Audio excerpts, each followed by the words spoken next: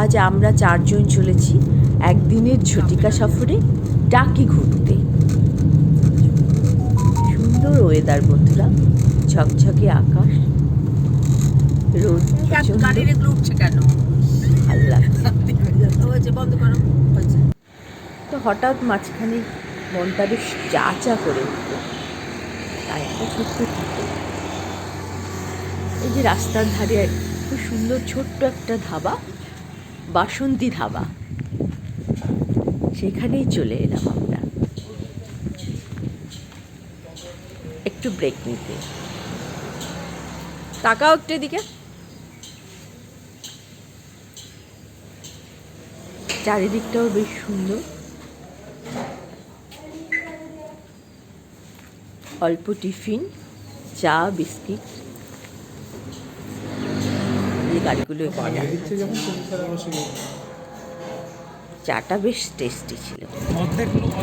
এইবার আমরা টাকিতে পৌঁছে গেছি, ইছামতি নদীর ধারে।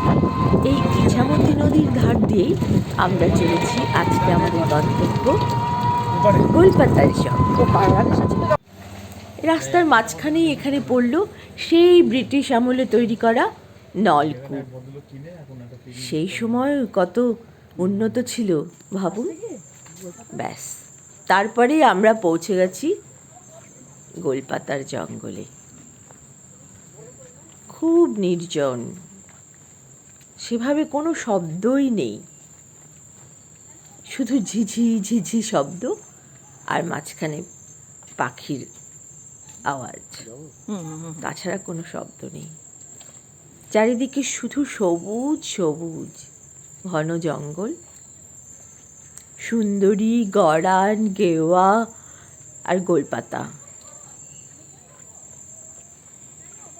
এটাই গোলপাতার জঙ্গল, একেই বলে মিনি সুন্দরবন। চলুন চুপ করে একটু সফর করি আমরা এই মিনি সুন্দরবনে।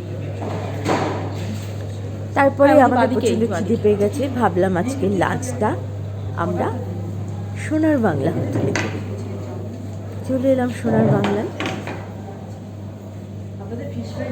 খুব সুন্দর।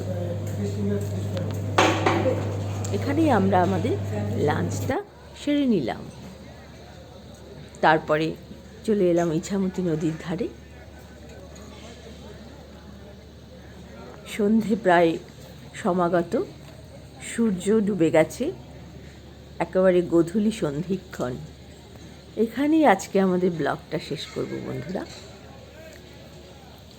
এরপরেই আমরা আবার ফিরে আসবো কলকাতায়। ইছামতি নদীর ধারটা এত অপূর্ব, এই যে এখানে কত বসার জায়গা, খুব সুন্দর।